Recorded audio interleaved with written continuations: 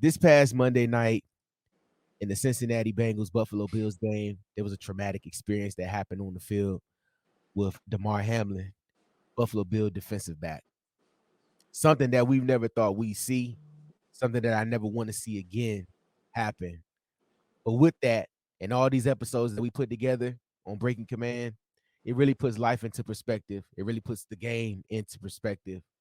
And I think as a collective, we all just wanted to for Damar Hamlin to be good and pull through. The game stopped, but his work and his progress never stops. On this day that we're recording right now, he's made tremendous, tremendous progress, and we're so happy to be here to have football back on and to really Absolutely. be able to support him. So Yeah, definitely want to absolutely. give a big shout out to Damar Hamlin before we get the show started. Dee Middy, what you got? Man, I was just so thankful to read the report that that man woke up and was able to talk and ask who won the game, and the doctor cleverly responded that you won the game of life. Because for him to have suffered what he suffered Monday night to then on Saturday or Friday, I believe, to wake up consciously with no breathing to speak and to speak to his teammates. I ain't gonna lie. I tear up sometimes. I can be a little sensitive at times, and I'm pretty sure if I was one of his teammates, I probably would have teared up, and I'm pretty sure them guys probably did, man. And it's well respected in that light when you could have potentially lost a teammate and a brother, because I'm pretty sure he's formed some bonds in that locker room with the Buffalo Bills, and you don't want to lose your brother in battle. But you know what? Sometimes it happens. But at this time, it was great to hear that that man made a great leap in the medical sense of being able to remove that breathing tube, to be able to speak, and to see open his eyes to see his family first and foremost, to see another day, man. This thing called life, sometimes we don't take it serious, man. And when things like this happen, you have to, man. And much respect to the players, uh, celebrities, and people, whoever that started donating to his foundation, man. And it went from having just a few thousand or 100,000 to millions. And much respect, man. Much respect. Absolutely, man. So from everybody here at Breaking Command, the D&D football podcast, to you, Damar Hamlin, get well soon, brother. We all be praying for you.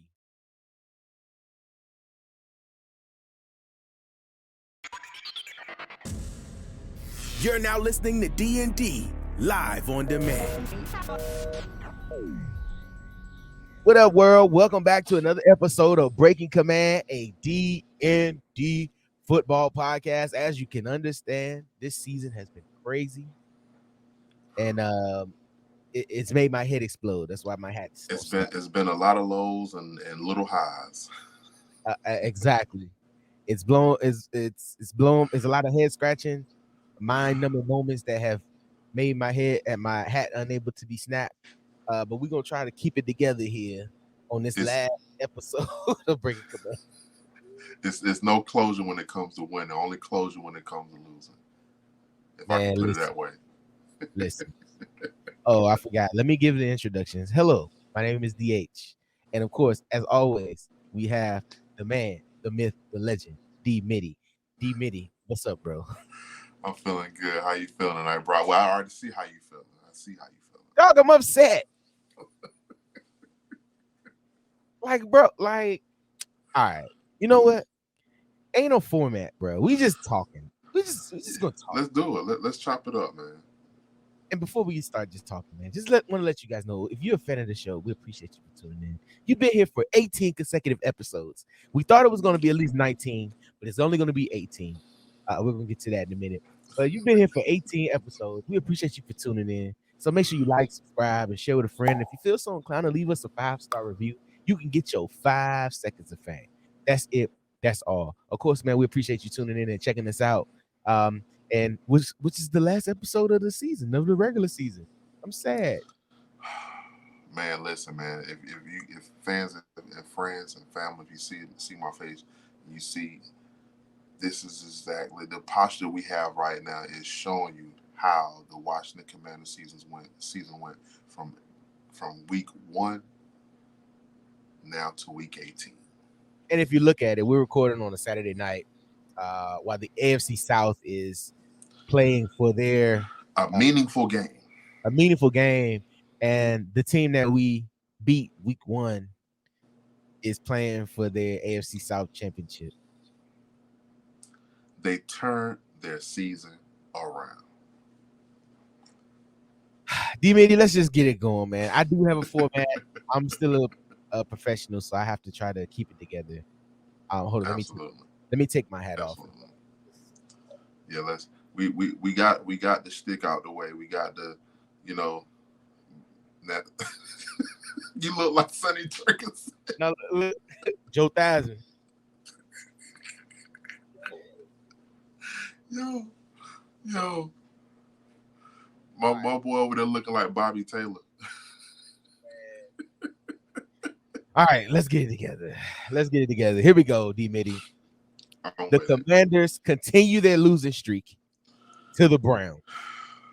Oh my God! A game, a must-win game that after tying to the Giants and then losing to the Giants and then losing to San Francisco, coming into week 17, you still have one additional shot to make the playoffs.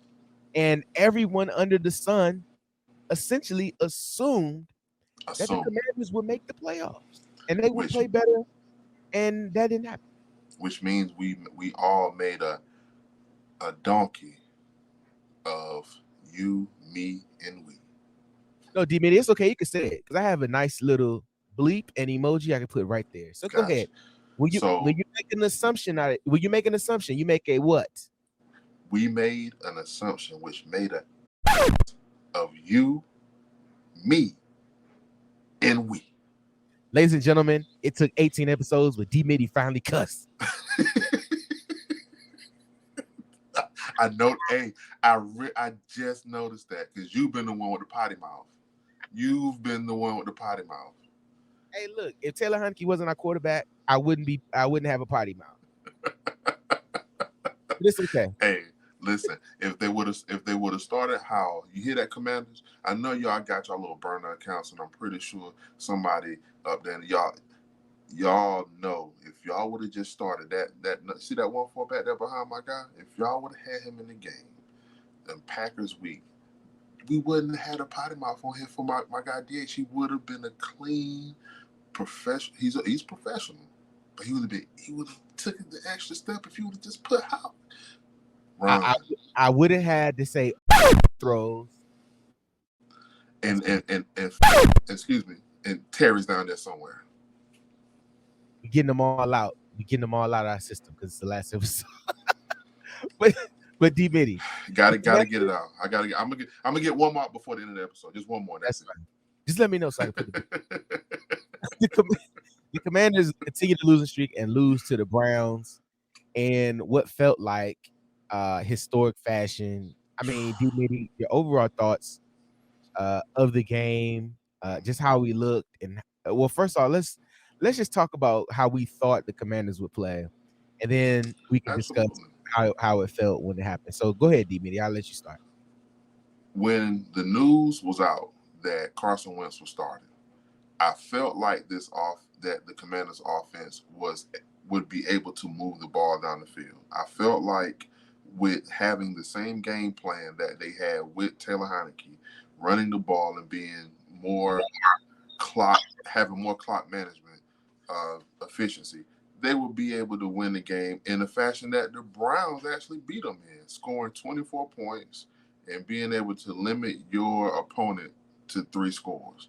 The defense looked lackluster. It looked like they went out there and they lost their best friend. I mean, it didn't show it was like certain players showed up. If you look at the film, I got the all 22 playing right now. Certain players showed up, certain players didn't, man. And it is what it is. You got beat by a better team on Sunday. And see, the thing about it is, Dee Middy, like, you look at coming down to the wire when, some teams are out of the mix and they don't have anything to play for.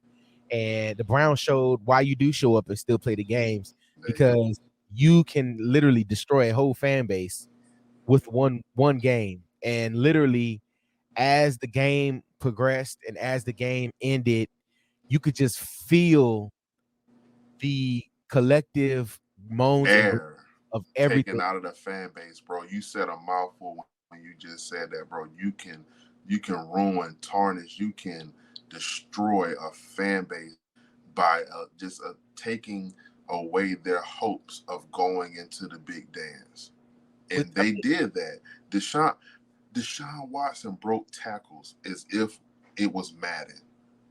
And it was insane. And people that I felt like were sure tacklers or had good tackling angles, and he broke. It's crazy, man. That game was to me a microcosm of bad coaching calls, a microcosm throughout the year of players not being ready. It just seemed like they was not ready. And not having Cam Curl out there to me made a difference. Not having Benjamin St. Juice out there made a difference. Because not saying that Benjamin St. Juice is like a shutdown corner, but there are certain passing plays and concepts and when it comes to route running or routes being ran that he can cover that would eliminate some of those big plays that would have happened. Because Njoku, Cooper, and those guys, they looked all pro versus the Commanders defense. I mean, I say this, as the drives continued, as the plays weren't being made, as the tackles were missed, as the guys were running free across the middle of the field, I literally sat right here in section 1, row 1, seat 1, and literally watched the season just go away. And it was very frustrating. Because I guess we also just thought we would have a better Carson Wentz, but it was just so frustrating to watch because I think it was frustrating, but I think it was more of disappointment because I mean you prepared and you've literally worked yourself to get to this point where you're in the driver's seat, even after missing out on previous opportunities. You still had one final opportunity to take care of business, and you couldn't do it. You couldn't do it, and that losing that game last week was a microcosm of everything that's been going on this whole season with coaching issues, with scheme Sure did. issues, with play calling, with quarterback decisions, um, The whole nine, man. Like the everything. from top to bottom, it looked like a outfit that wasn't well put together. It looked like the coach's game plan wasn't understood. And Dee Middy, I don't know if I've seen, and I didn't mean to cut you off. no, go I don't right know ahead. if I don't know if I've seen a collapse of this magnitude after a bye week. Now, granted, But uh, a one game collapse because before the game, let's just make it clear. Before the game, you had over 60% of making the playoffs if you because we just did the win. math last week. You win that game. You win the game against the Cleveland Browns. All you need to do at this point, because the other teams won. Green Bay went out there and handled business, along with Kirk Cousins giving them that game against the Vikings. Detroit monkey stomped, gorilla slapped the Bears, and the Seahawks handled business with the Jets. So now all you needed to do, okay, you coming into week 18 where Dallas is playing for a possible position to be a division winner and move up from fifth to the fourth or third, whatever seed they were going to move up to if they win the division. And you would have been playing a meaningful game, just like we just said at the beginning of the show, with how the AFC South is playing right now against your division rival. But you, the Washington Commanders, let that slip out of your hand for whatever reason. Y'all went out there and put on that performance y'all did against Cleveland at home. It's like life, man. A lot of times you don't really get that many opportunities to get it done, and they had multiple weeks to get it done. You know, Multiple. if you don't tie to the Giants before the bye, if you beat the Giants after the bye, if you beat the 49ers, well, nobody really expected that. But Right, you right. know, but you really had it. The The split with the Giants. right, You split with the Giants. Right now, you're at. They would have been at 8-8. yeah, and then see then and if you'd split with the Giants and beat the Browns, you would been in. You would have been in. It'd have been over. It would have been over because you'd have enough wins. It would have to be something crazy going on, but you They would have been. It would have been 9. They would have been 9-7 if they would have split with the Giants and beat the Browns. You would have been going into Week 18 9-7. with a chance to get double digit Possibly wins, bro. for the first time in almost 10 years, winning double-digit games. Bro, I just it was frustrating, man, to know that the Commanders would miss the playoffs this year when you had Absolutely. it right in front of you. And I think, we've been hearing rumors, which we'll get to later, about some changes within the coaching staff. But if this collapse on the back end of your schedule doesn't scream that we need to make changes to our coaching staff or our scheme or whatever, Ron is just missing it. And I think Ron has come Yeah, under criticism a lot. as of late, and as he should for a coach, not for anything personal, True. not for any other reasons, but he should come under As fire a head coach and as a as a head coach. CEO of football operations. That's not his official title. His official title is head coach, coach centric, head of football personnel.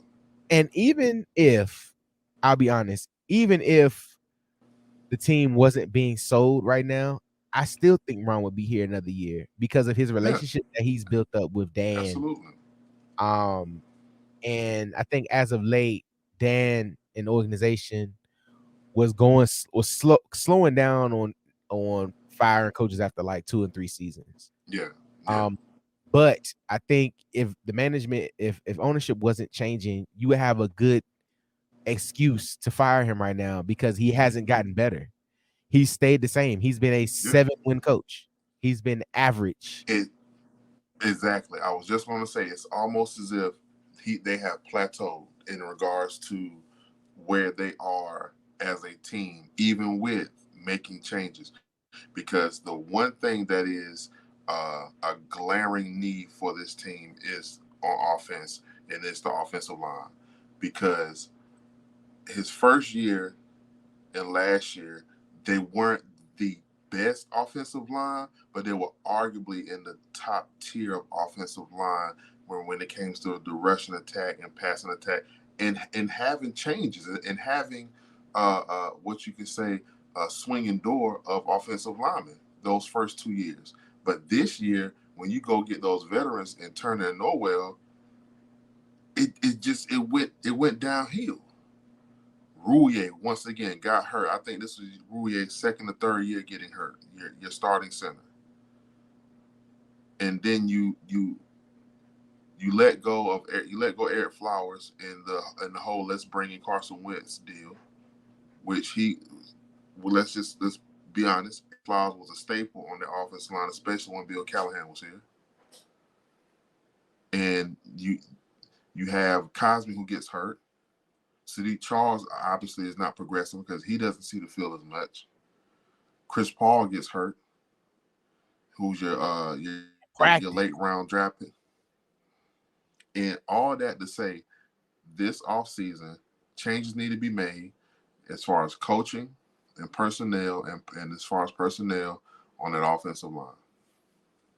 Yeah, man. Wholesale changes are coming. And one big wholesale change that is happening, which has perked up my mood, is that Sam Howell, the 5th-round draft pick out of the But U. start it off like it says. Start it off like you have it on the header. Who's out? Wentz is out. Who else is out? Heineke is out. OUT. And the Howell era begins. Is in. I have to now do my wolf sound. Oh, hey, NFL Network when they in the pregame show they were like the lone wolf segment. Lone Wolf, yes, sir. And they put on the little, the little David Crockett joint. Because we're howlings. We're howlings over here. Is all I basically want to say. We've been pitching. We've been speaking the gospel of wanting to see Sam Howell play NFL football? Listen, Dee Middy, I will say this.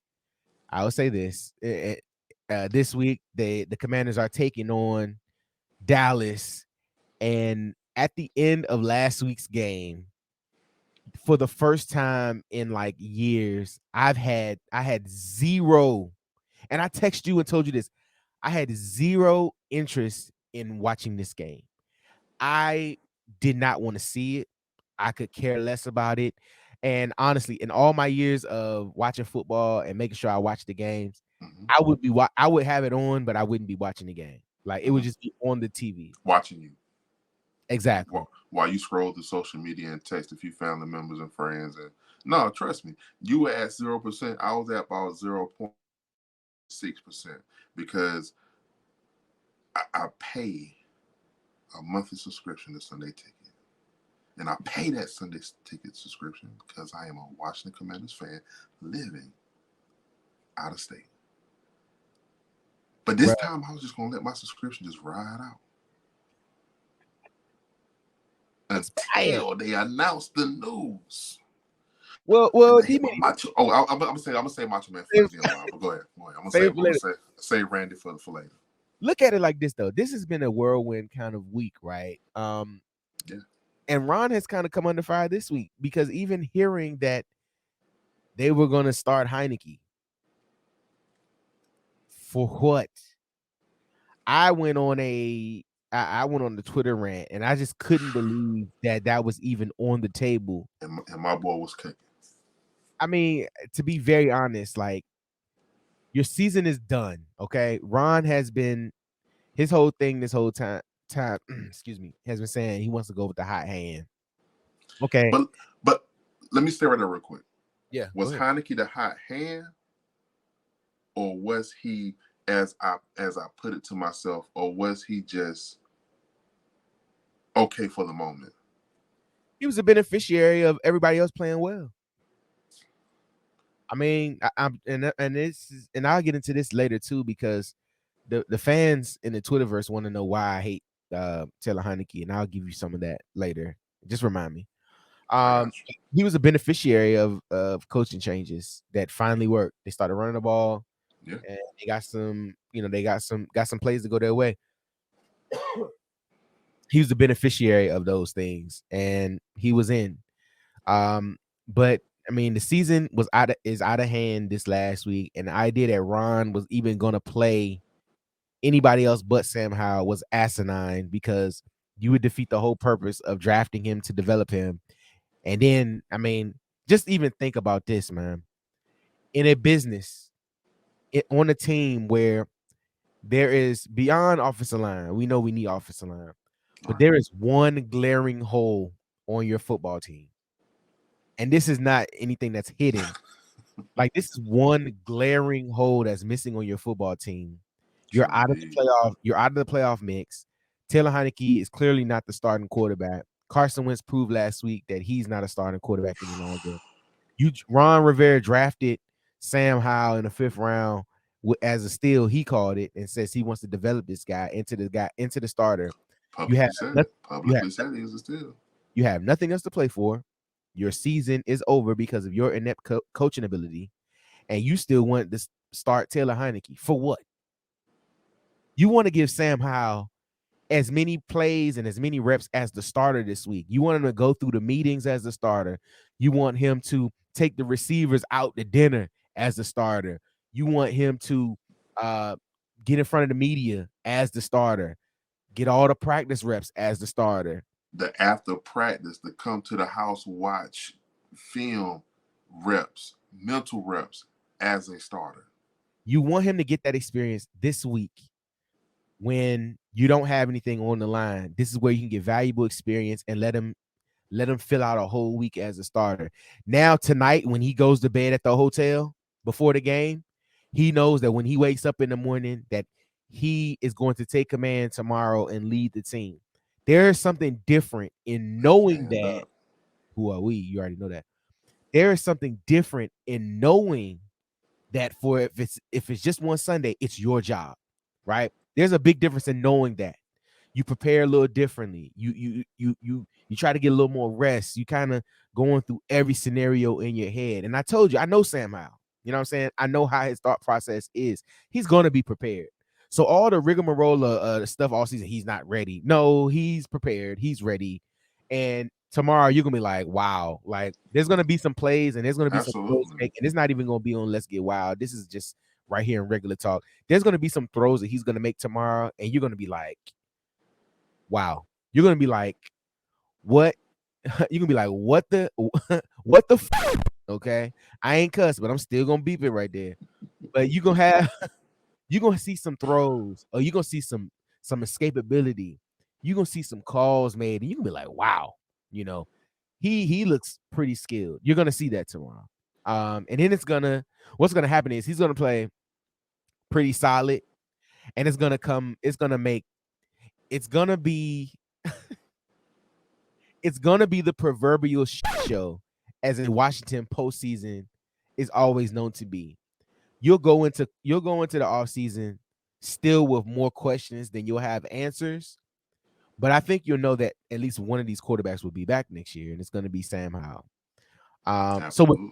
with all that being said, D Middy, this week against the Cowboys, what are you even other than Sam? What are we even looking for? Because I don't even know, like, with nothing on the table for this game, I don't even know how to analyze this game. Because before Sam got named the starter, there was nothing in this game I wanted to see. Like literally, they could have just showed up and took 3 knees and like let the clock run out. Like Absolutely. I had no interest in this game. So I guess to analyze this game, what would you want to see in this game? I believe that this team has depth in certain areas, and running back is one because Jared Patterson is getting called up because I believe they put Antonio Gibson on IR for this game, meaning he's out. Messed up his foot. And you B-Rob is have B Rock. So your stable of running backs is going to be Patterson, believe Reggie Bonnafon, and and I John. think your starter is going to be Jonathan Williams. I believe they're going to have him as a starter, which Howell's probably worked with because because Jonathan Williams is the third string running back. We all know that, and I want to see Cam Sims because let's just be honest, they're going to treat the coaching staff is going to treat this game similar to a preseason game. The Terry McLaurin's of the world, the Jahan Dotson, the Curtis Samuels, excuse me, they're not going to play the full gauntlet of the game. They might get some spot duty later or whatever, maybe if they try to help them win or whatever. But we know that Cam Sims, De'Ami Brown, I think Erickson might be called up. I think, and Dax Mill. number 15 is going to is going to get some playing time. But De'Ami Brown, for me, somebody me and you throughout these weeks have called for to have good games, and he had his 2-touchdown game against Tennessee, and we know what kind of burner he is down the field. And yeah, his route tree isn't. He worked on it because I'm a fan of De'Ami Brown. I'm not gonna go too far off this playing rod, but I watched some of his YouTube stuff when he was practicing with Hakeem Nicks and getting that work in, and he wanted to expand his route tree. So I want to see that in this game. No, it's not going to be, 10, 12 targets, but I want to see him get that work in. I think he's gonna get minimum of like 8 targets. I think he's gonna get some looks. They're gonna rely on that connection. Like he's gonna get some targets and he's gonna get some looks. And I'm like you in this matter. Like, let's just see what these young guys got. I want to see if we got some dogs. I want to see if who got some heart. I want to see a team that's gonna come out and not play they did last week, bro. That team that tried out there last week, bro, it was ass. And I'm not bleeping that because that's the truth. They play like ass last week, and they deserve all the heat that they getting because of the way they played. They put 10 points against the 6-9 Cleveland Browns.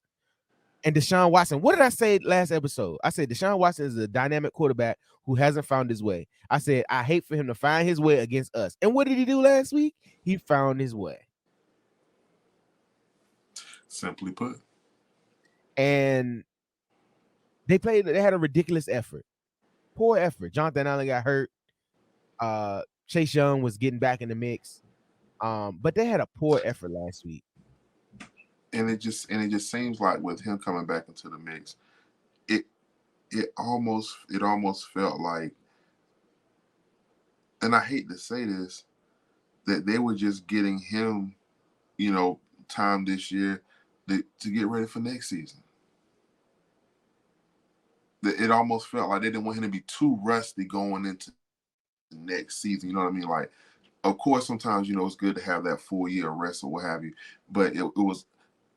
And I could be naive saying this, but it just felt like with bringing Chase back, starting Wentz, it was just more so like, let's just see what we have.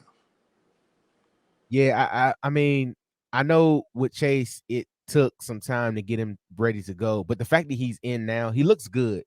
He Yeah, looks he ready. does. And I think with this small window, this small sample size, he can kind of still build off that into next year and be the kind of Absolutely. the freak Absolutely. that he will be. And I mean, even they had him mic'd up last week, and I tweeted this the other night. I'm like, man, the dude is a hell of a teammate, bro. I'm so excited to see him out there. I Man. love being out there, and it was crazy. Guys was like, yeah, we should trade him. Like, dog, are you out of your mind? Really? Those people, those fans, the ones that say trade Chase Young and Terry McLaurin and say all that wild, the ones that say that wild stuff, they are novice. I'm gonna just say that they are novice to the game of football. They are novice to the ins and outs. Defensive rookie of the year. He would have to fall off the face of the planet to be not valuable here with this franchise. Come Defensive on, bro. year gets hurt in his second year, and this is his third year. Why would you move on from him, especially when he's a cornerstone of your team? Like, no. And take that, and they don't understand that the cap hit that's going to happen when you let him go, and the dead money you're going to have to pay for the years that he's due for.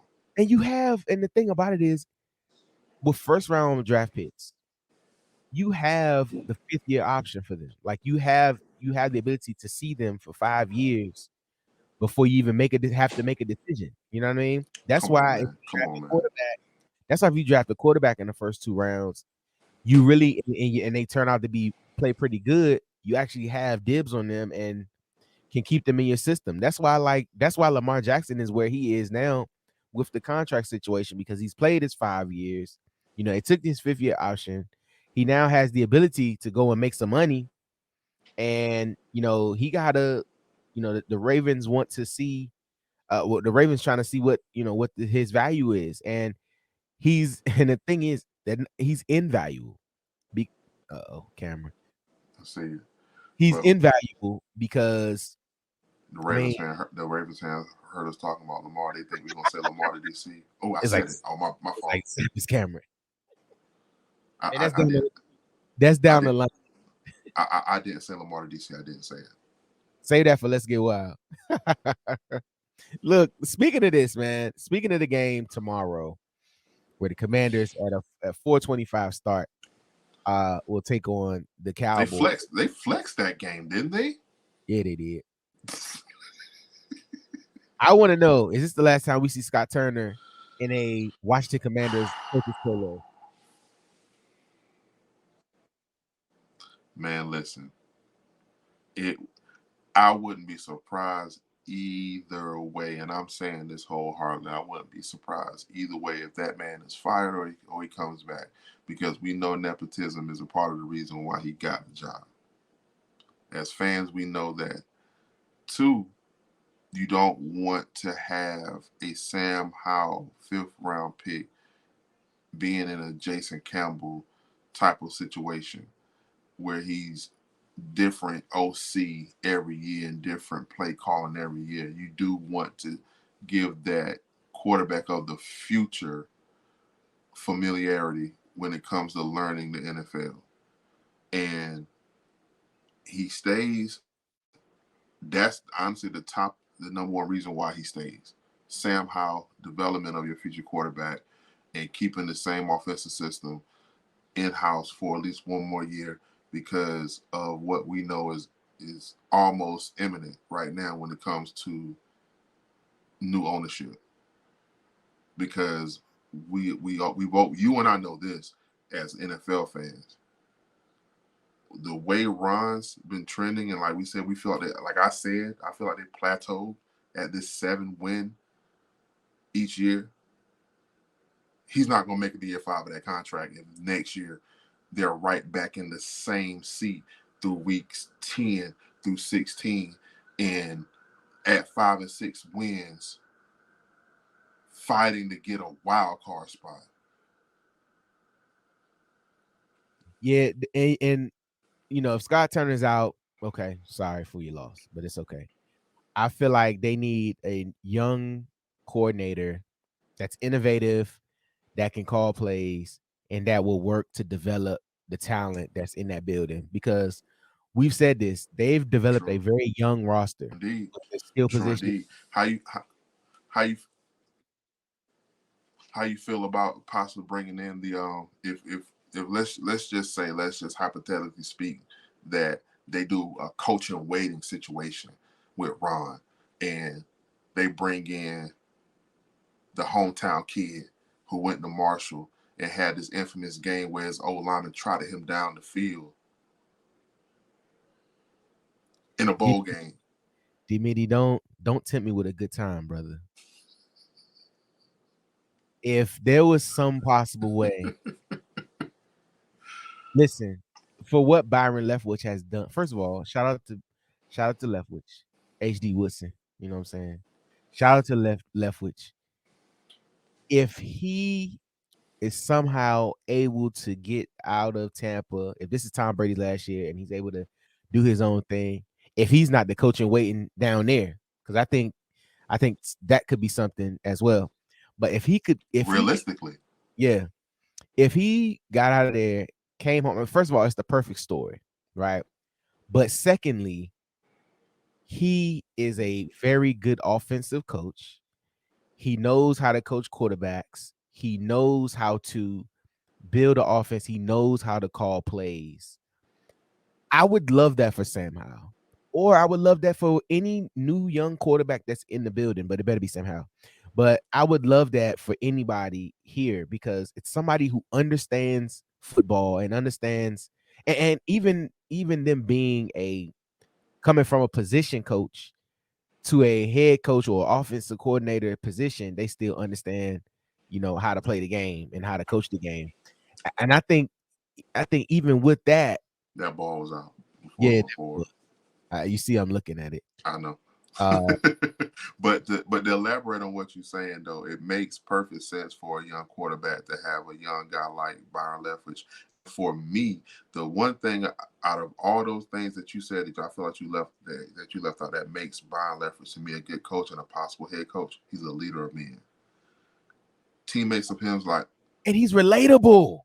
Teammates of his like Fred Taylor, who's on the Pivot podcast, much respect to what those guys doing, and other guys. If you see how he was around teammates with Maurice Jones-Drew and guys like that, he was a leader of men, and that's the kind of coach you want. You want him to be able to galvanize the locker room, not just to believe what he says and run through a brick wall, but also be able to put you in the right positions to win in a situation where your offense looks like it can put up points. Because no, I don't know the stats right now here in front of me. I believe Tampa Bay lost a few games, but I'm pretty sure they were able to put up points in those losses. Dee Middy, bruh. All right, audience, let me let y'all know. Like I said, we're watching the Titans Look at Jacksonville Trent Barkley. just to see Jacksonville. Looks like they might win this game. Like to see their fans excited and to see them excited. It feels like, I mean, even though it's not the Super Bowl, but it feels like they got a monkey off their back getting to this point with the lead right now. I can't do that as a Commander fan. Monkey got to stay there. Right. Against a floundering Titans team with no quarterback and trying to put it all on Derrick Henry. I won't count them out. It's a 4-point lead, but who knows? But just to see them actually playing meaningful football in a meaningful game at a meaningful time of the year, I'm pretty sure their fans, like celebrity fans like Lil Duval and all those guys, I'm pretty sure they're somewhere right now celebrating, having fun, and enjoying being a fan of a team who's giving them hope. I'm jealous. Let me just call it what it Yeah, is. it is. Yeah, I'm it is. jealous. It's jealousy. I'm jealous too, bro. I'm very jealous because this is supposed to be us. We supposed to be celebrating and getting ready to enjoy going into the playoffs. But it's okay. Forget it. It don't matter because we're all about next year. But yes, man, I think we need a new coach. We need a coordinator. We need somebody in here. Like I said, Ron Rivera is staying, but we need a young, innovative guy that can relate to who we have in the building and can kind of get us over that offensive hump, because that is definitely something we have to get better at, because averaging 20 points, it's not enough in this scoring league. We got to have some new blood in the building, because Scott Turner definitely isn't it. And I think the writing is on the wall that he is out the door. Shout out to my to our guy, Red Zone in the Lab Deuce, who he tweeted at. Shout out, boy. He tweeted at me and somebody else. I think DT about what do we think about the OC at USC, Graham Howell. He's a former quarterback at Texas Tech. He used to throw the ball around the yard with Michael Crabtree in college. And for me, a guy like that who is innovative and I wouldn't say pass happy, but will be able to elaborate on this Air Coryell offense. I think he's somebody, if they brought him in, you would not give him baby steps, but you would bring him in as possibly like the quarterback's coach.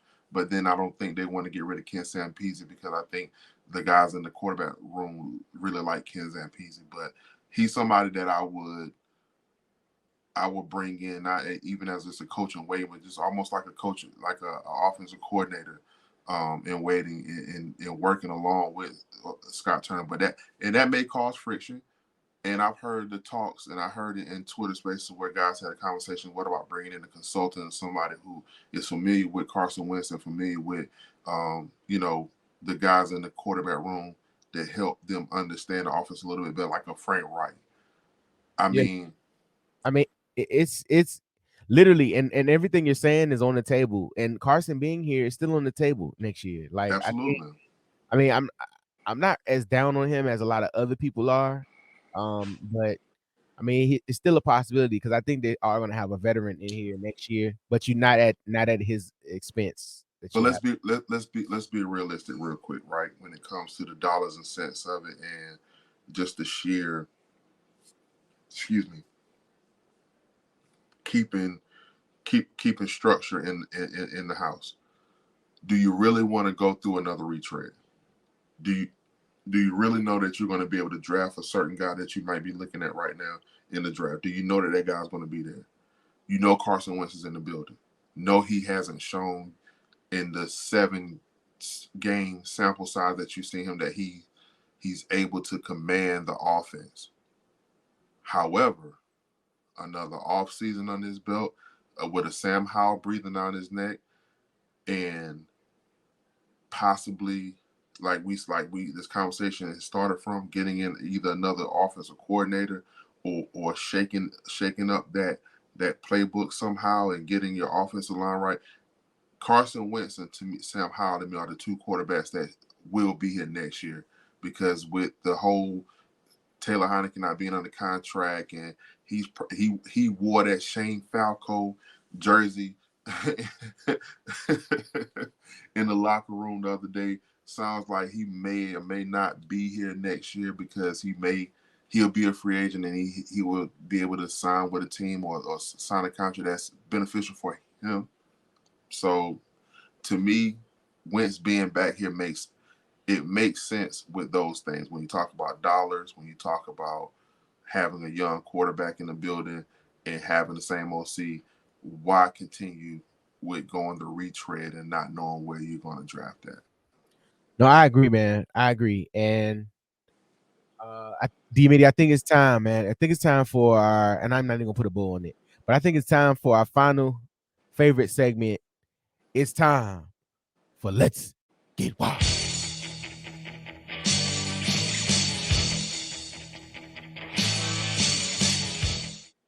Dee Middy, I'm gonna let you go Bad first. lead off. I'm gonna let you Bad go lead first. off. Well, it's time, my brother, to bring him out the box, to bring him out the bat, to put some taste and flavor. Oh yeah. On this Commander season, going in the Dallas Cowboys week at home at FedEx. Oh yeah. We got Sam Howell starting that quarterback, my brother, and you know what he gonna do? He gonna sling that ball around the yard, brother. Oh yeah. To his former teammate from UNC, Mr. De'Ami Brown. Oh yeah. And I can't wait to see that 14-2 connection, my brother. And I want to see 2 touchdowns from that connection, brother. Oh yeah. You know what I want to see? I want to see those reserves on defense get some sacks. Oh yeah. Put Rain, Dakota, Prescott on his back. Oh yeah. Thank you, Mr. Savage. I got something for you. Because it's the last one of the year, I'm gonna get hyped. Give me 1 second.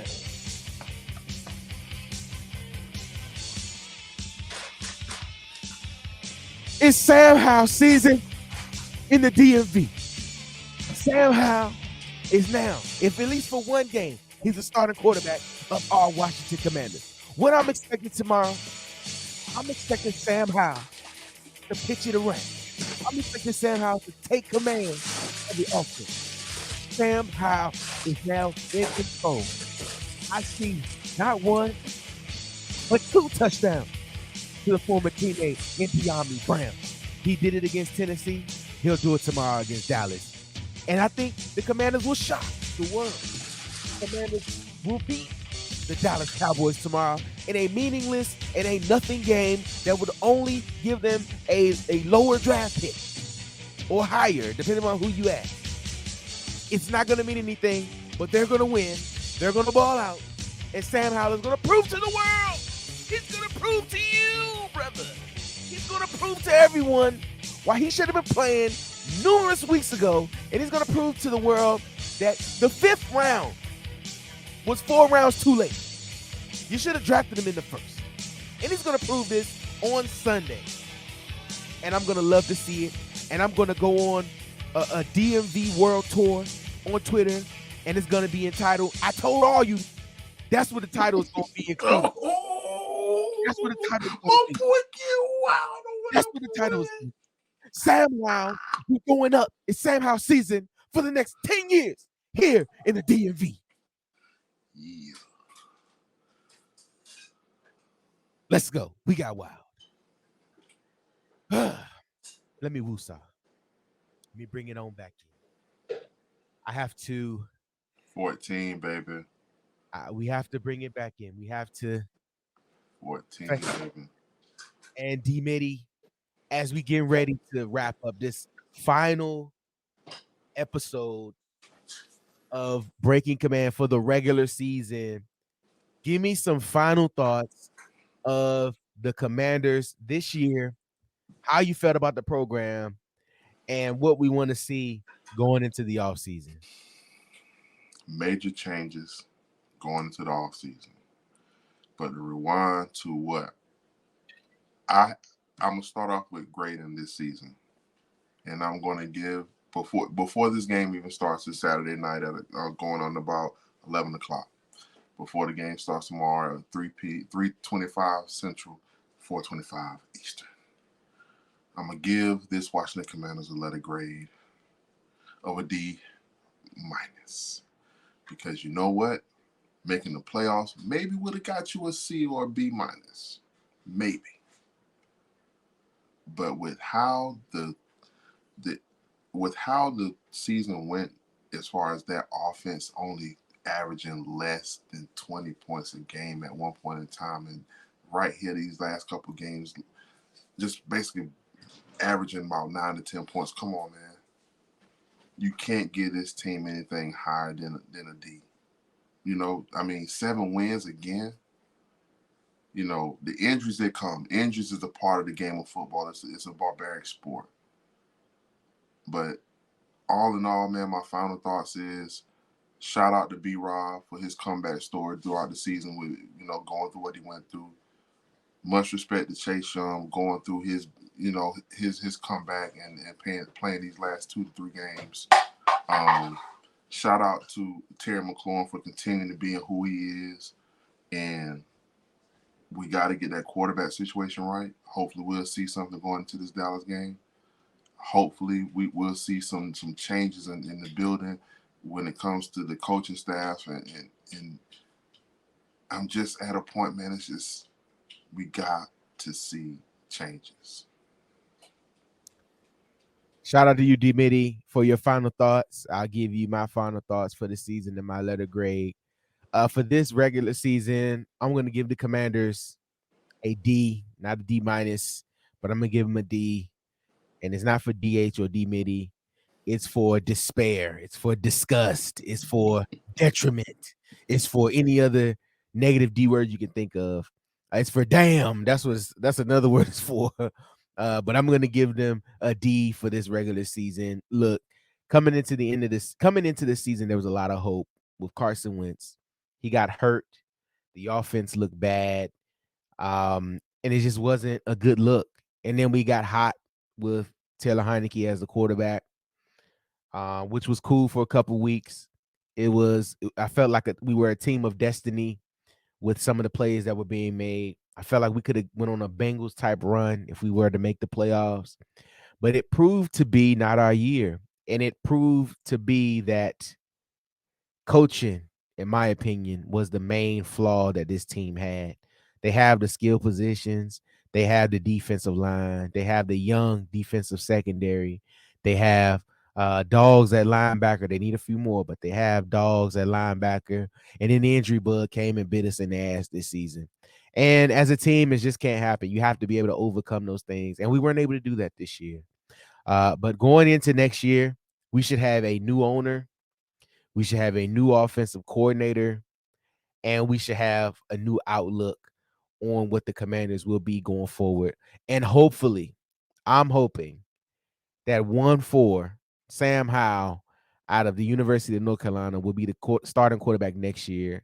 I hope he'll get a chance to take the reins and lead us to the promised land. As a fan, one can only wish, one can only hope, but we won't know until we see it. So we appreciate everybody tuning in and locking in with us all year and being a part of the show. And I'm just glad we were able to do this. I wish we had one more, but that's it, man. 18 episodes. I can't remember the exact week, man, but I remember us having that conversation, man. We could potentially be going into having 19 weeks, possibly at minimum, of this Breaking Command brotherhood, this Breaking Command fandom we've been this ride we've been on, but the Commanders took it away from y'all. We didn't choose it. We wanted 22 weeks. But you know what? The Commanders took it away from y'all, man. I would be good with 19 weeks.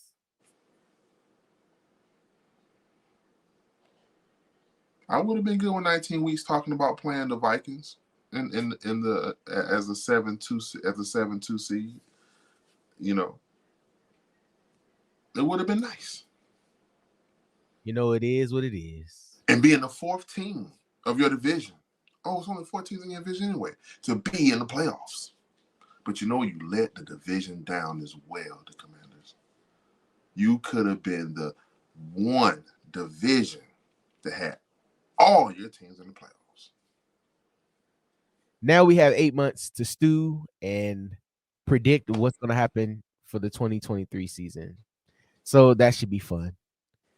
So on behalf of Dee Middy, on behalf of myself, DH, we really appreciate you. And let's cut the act. Let's cut the somber act. We appreciate y'all tuning in. Really, we do. It's been a long journey. All the subscriptions on YouTube, all the views, all the retweets, we really appreciate that. Y'all can keep it going up. Who knows what the off season will bring? But it brought 18 episodes, so maybe something will happen going forward. But we truly, genuinely, we appreciate y'all tuning in to every episode. And, we love y'all back as much love as y'all give us, man. We really do. Absolutely, man. We still working on things, man. We still talking behind the scenes, man, because we didn't want this thing to stop, and we still have ideas and content that we could possibly bring to you. So don't go too far. Don't leave us just yet. Yeah, make sure you turn them notifications on, because you never know. You might get something. I mean, just never know. Just never know. There you go. But Dee Middy, one final time during the regular season. Left hand up. Who are we? The Commanders. We're also sad too, though, but we're Commanders. Peace and love, everybody. Thanks for tuning in. Catch you on the next side. Peace.